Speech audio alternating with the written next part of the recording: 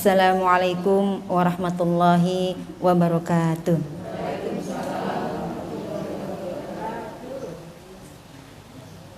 Alhamdulillahil karimil mannan, wassalatu wassalamu ala Muhammadin ad-da'i ilal iman. Rintangan ibadah itu ada 4, dunia dan isinya ya. Manusia itu juga jadi rintangan ibadah. Enak-enaknya kadang kita ngaji ya Bu ya, udah niat ngaji, bawa Al-Quran, bawa tasbih, yang duduk di sebelahnya ngajakin ngobrol. Itu rintangan ibadah. Yang ketiga kemarin sudah kita bahas setan. Yang keempat akan kita bahas pagi ini yaitu hawa nafsu. Setan sama hawa nafsu ini 11-12 Bu. Kira-kira menurut ibu-ibu sama-sama rintangan, lebih berat setan apa hawa nafsu? Lebih berat setan apa hawa nafsu? Hawa nafsu ya. Kalau setan tuh ada di luar kita sebenarnya. Kalau kita lengah masuk gitu ya. Kalau kita ajak ibadah, wirid, ngaji gitu ya, dia akan menjauh. Nanti kita lengah masuk lagi gitu. Itu setan. Tapi kalau hawa nafsu ini nempel Bu, nggak bisa dikeluarin dari diri kita tuh, nggak bisa ya. Kalau hadisnya pasti Ibu udah tahu ya, tentang hawa nafsu itu adalah jihad yang paling besar ya. Raja'tu minal jihadil asghar ilal jihadil akbar, faqila wa ma jihadul akbar ya Rasulullah. Rasulullah menjawab jihadun nafs. Nah, jadi perang yang segitu besarnya aja itu lebih berat perang melawan hawa nafsu. Kenapa sih Ibu kok jihad melawan hawa nafsu itu adalah jihad yang paling besar? Pertama, menurut Imam Al-Ghazali, innaha aduun min dakhil. Aduun itu musuh. Hawa nafsu adalah musuh dari dalam. Ya, berat Bu. Kalau pencuri orangnya orang dalam rumah Bu, ya orang yang tinggal sama kita lebih susah nggak Bu? Susah, kita jagainnya. Kalau orang luar kita kunci pintunya, beres. Tapi kalau orangnya tinggal sama kita tuh malingnya, kita mau naruh apa susah. Itu hawa nafsu adalah aduun min dakhil, musuh dari dalam. Kalau kita deket sama orang yang deket banget ya, ternyata itu memusuhi kita, nah itu akan lebih susah lagi. Yang kedua, menurut Imam Al-Ghazali, innaha aduun mahbubun. Hawa nafsu adalah musuh. Mahbubun apa Bu? Mahbub, yang dicintai. Kita seneng tapi suruh musuhin kan susah Bu. Kalau kita benci suruh musuhin ya emang udah benci. Tapi kalau kita suka tapi suruh musuhin, itu susahnya luar biasa. Ini jihad besarnya di sini Ibu. Contoh Ibu ya, kalau kita udah cinta ya sama suami, ya kekurangannya pun ya ada kekurangannya pun, banyak kekurangannya pun kita tetap cinta. Itu. Begitu juga dengan hawa nafsu. Kenapa nafsu itu adalah musuh yang dicintai? Karena nafsu itu tidak bisa dihilangkan sama sekali. Kalau nafsu kita dicabut semua, kita jadi kayak malaikat Ibu. Jadi malaikat nggak punya hawa nafsu ya, nggak pengen makan. Ibadah juga, ya ibadah yang diperintahkan Allah, disuruh tasbih ya tasbih aja gitu. Jadi hawa nafsu ini juga kendaraan kita supaya semangat ibadah. Itu juga karena kita punya hawa nafsu. Jadi hawa nafsu ini kayak dua sisi mata uang ya Bu ya. Itu bisa baik, bisa buruk, tergantung kita yang mengendalikan. Dalam kitab Surajut Thalibin dijelaskan hawa nafsu itu ada 4 macam, ada 4 tingkatan. Kita ya pelan-pelan ibu mencapai tingkatan ini. Yang pertama, ibu-ibu pasti sering dengar, yaitu nafsu ammarah. Innan nafsa la ammaratum bisu. Nafsu ammarah itu selalu memerintahkan keburukan. Nafsu ammarah itu apa? Nafsu yang hanya menuruti keinginan badaniah, menuruti keinginan seksual, materialistis itu nafsu ammarah. Jadi kalau orang dorongan keinginannya hanya memenuhi keinginan fisik gitu ya, badan aja dibagus-bagusin ya bu ya, obsesinya pengen operasi ini, pengen badannya berotot, pengen ini. Tapi setelah itu buat apa badannya? Obsesinya cuma badan saja gitu. Begitu juga nafsu yang hanya menuruti keinginan perut, kulineran kesana kemari, abis kenyang buat apa kenyangnya itu, nggak dipakai ibadah gitu ya. Itu adalah nafsu ammarah. Jadi untuk memenuhi keinginan badania, perut dan di bawah perut ya, dia tuh nggak peduli mau dosa ya, mau itu halal apa haram, dia nggak peduli. Yang penting nafsu badaniahnya itu terpenuhi. Saya baca sih di Detik ya bu ya, viralnya di mana nggak tahu. Detik itu ngutip, katanya ada artis ditanya begitu, jawabnya dengan tidur dengan 20 perempuan, ya ada mungkin gitu, enak banget. Ya ini nafsu ammarah, dia nggak peduli, yang penting nafsu itunya terpenuhi, mau dosa mau apa nggak peduli. Jangan sampai kita dan anak kita ini yang paling nafsu yang paling jelek. Kita punya nafsu di tingkatan ini, jangan sampai ya bu ya. Kita berdoa semoga anak cucu kita dijauhkan dari hal-hal seperti itu.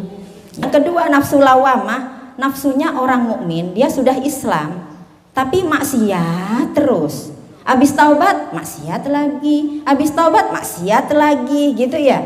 Habis ketangkap ketahuan istrinya jajan lagi. Ya orang korupsi ngerti juga kalau itulah itu dosa, tapi ngelakuin itu dikendalikan oleh nafsu lawamah. Nah, makanya kalau dalam surat Al-Fatihah kita selalu berdoa ini bu, ghairil maghdubi alaihim waladhdallin. Ketika kita mengucapkan ghairil maghdubi, ini diresapi dalam hati. Artinya ghairil maghdubi itu apa? Bukan termasuk orang-orang yang engkau murkai. Maksudnya apa yang engkau murkai?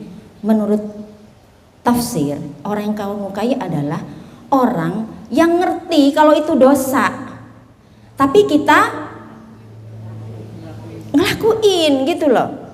Banyak bu, ya kalau kita nggak sampai yang zina lah ya, insya Allah nggak lah ya, moga-moga dijauhan semua anak turun kita. Tapi ya kalau kita tuh biasanya gibah itu yang paling gampang. Udah ngerti dosa tapi ngelakuin itu. Makanya ketika kita baca Fatihah setiap sholat, kenapa itu Fatihah ibu 17 kali sehari, ya kan? Kita baca Fatihah 17 kali sehari minimal kan?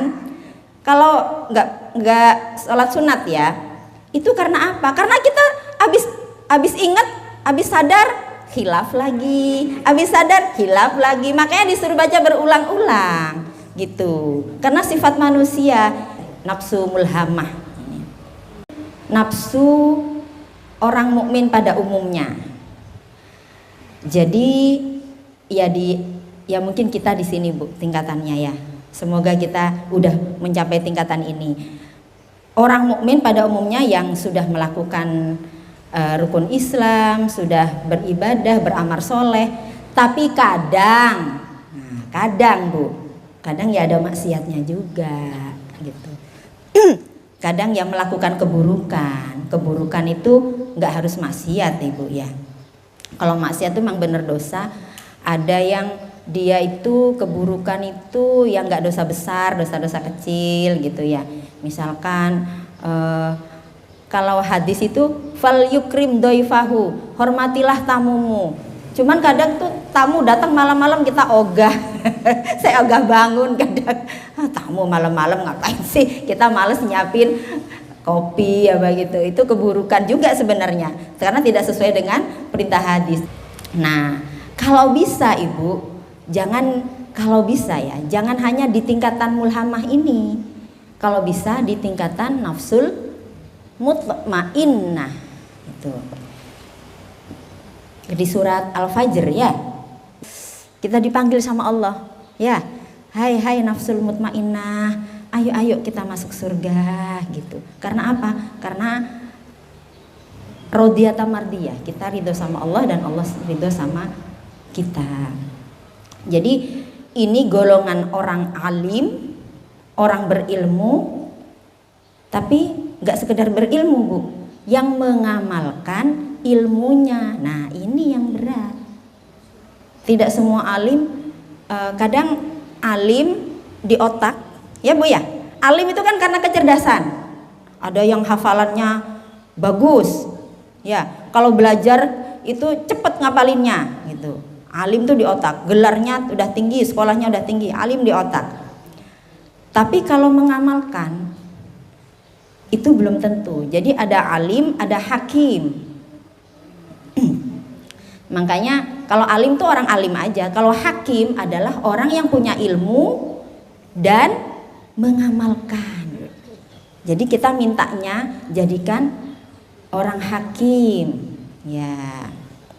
Orang diberi hikmah. Mintanya itu bukan hanya diberi ilmu, tapi minta diberi hikmah. Orang yang bisa mengamalkan ilmu. Nah, nafsul mutmainnah ini adalah nafsunya orang-orang para wali, nabi, orang alim yang mengamalkan ilmunya. Nah, orang-orang ini Bu, tidak lagi, kalau yang nafsu ammarah tadi, dia memang dikontrol, diperintah oleh hawa nafsunya, ya kan? Tapi kalau nafsu mutmainnah ini tidak lagi diperintah, fayabdalul amamiyah bil ma'muriyah. Jadi dia yang memerintah hawa nafsunya, dia yang mengontrol hawa nafsunya, bukan hawa nafsu yang ngontrol kita. Kalau orang bermaksiat itu udah pasti, itu dia udah pasti dikontrol oleh, diperintah oleh hawa nafsunya itu. Nah, kalau nafsul mutmainnah itu memang nafsunya udah terkontrol, dia yang mengendalikan. Semoga kita bisa di golongan ini Bu, walaupun berat ya. Karena apa berat? Selain tadi musuh dari dalam, nafsu itu musuh yang dicintai. Menurut Imam Al-Ghazali, tabiat manusia, watak aslinya manusia itu suka menyukai kenikmatan, menyukai kesenangan. Orang punya uang misalkan 30 juta, dia sudah pernah haji, udah pernah umroh, ya. Terus ada rezeki ini 40 juta misalkan. Tetangganya sakit, saudaranya butuh, ya. Butuh bantuan, tetangganya butuh bantuan. Tapi dia ya bantu mungkin sedikit, lebih memilih umroh, berangkat umroh daripada uang itu buat bantu saudara dan tetangganya. Atau saudaranya mau operasi apa, nggak ada biaya, dia padahal punya uang Bu, gitu. Sudah pernah umroh tapi dia pilih pergi umroh. Karena apa? Karena tabiat manusia itu, dia suka ibadah yang membuat dia seneng. Kan umroh itu jalan-jalan ya. Di sana bisa jajan, selfie gitu. Sebenarnya nggak dilarang Ibu. Kita memang kenapa Allah itu ibadah itu macem-macem ya, sholat macem-macem, bisa ibadah ini, bisa ibadah ini, karena memang sifat manusia itu akan memilih yang dia senangi. Ibadah pun kita boleh memilih yang kita senangi. Kalau sholat bosen ya ngaji bosen baca sholawat gitu. Godaan hawa nafsu itu dari zaman Nabi Adam sampai sekarang tetap Ibu, tetap aja. Dari zaman dulu ya begitu-begitu ya nggak? Ibu-ibu udah tahu lah ceritanya Nabi Adam makan buah huldi ya. Mereka aja, beliau-beliau aja bisa tergoda ya Bu ya, apalagi kayak kita yang ecek-ecek ini gitu. Anak Nabi Qabil dan Habil ya ceritanya saling membunuh, ya kan? Itu karena apa? Karena hawa nafsu, rebutan yang cantik, ya kan? Ceritanya gitu. Nanti sampai hari kiamat ada Bu. Jadi soal bunuh membunuh ya itulah dari zaman anaknya Nabi Adam yang pertama ya, anak pertamanya ya. Kalau kita anak yang keberapa nggak tahu.